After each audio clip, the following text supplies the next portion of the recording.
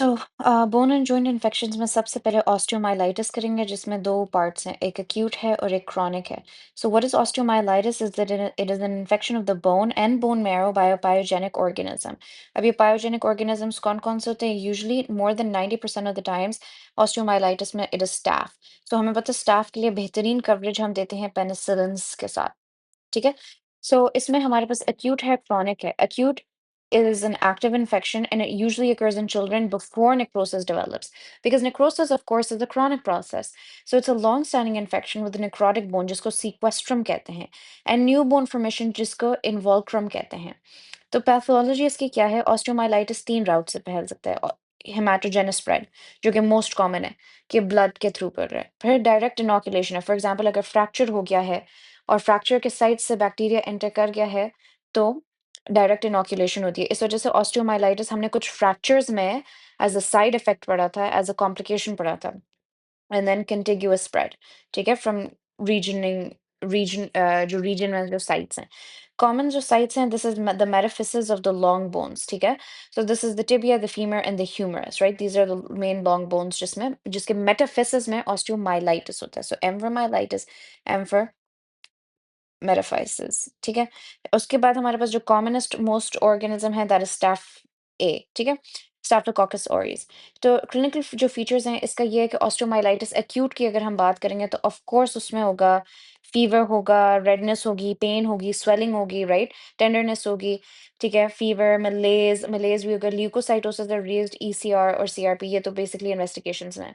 लेकिन जो एक और फीचर है वो ये है कि limb is held immobile and flex position to minimize pain, क्योंकि ये काफी पेनफुल चीज होती है ऑस्टियोमाइलाइटिस। ठीक है। So it is an infection of the bone itself by a pyogenic material, ठीक है? So it's really painful और fever वगैरह भी होता है। CBC जब हम कराएंगे तो WBC, ESR और CRP ज़्यादा होगा।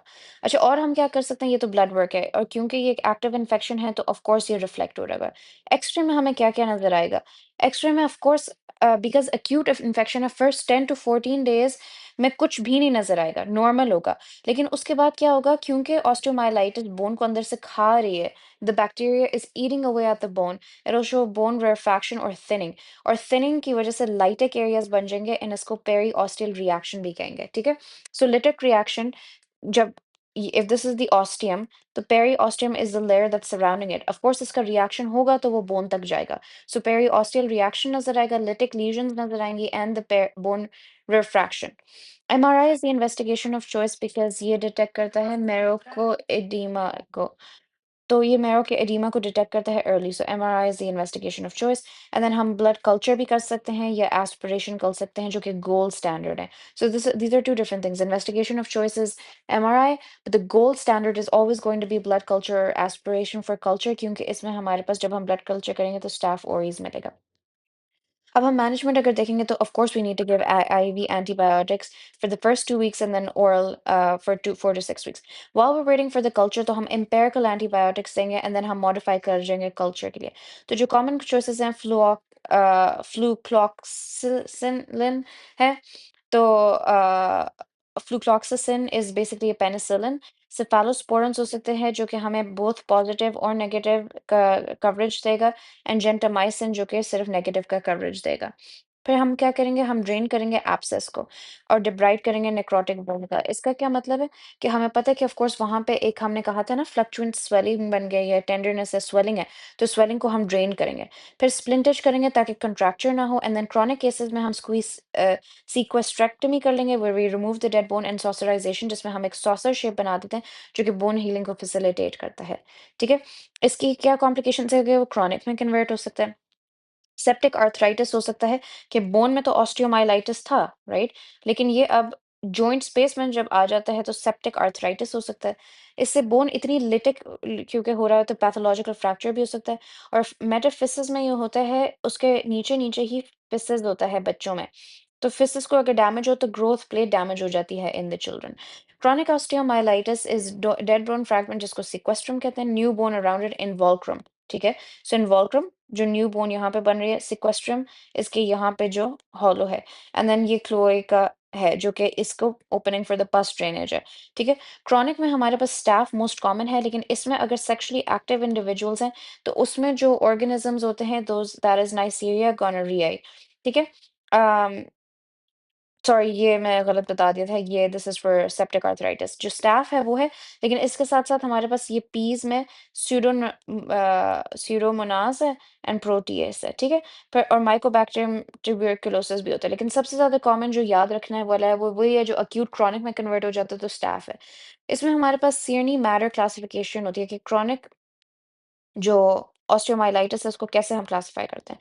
अब ये इसके 3 लेटर्स याद रखने हैं, एम SLD, ठीक है?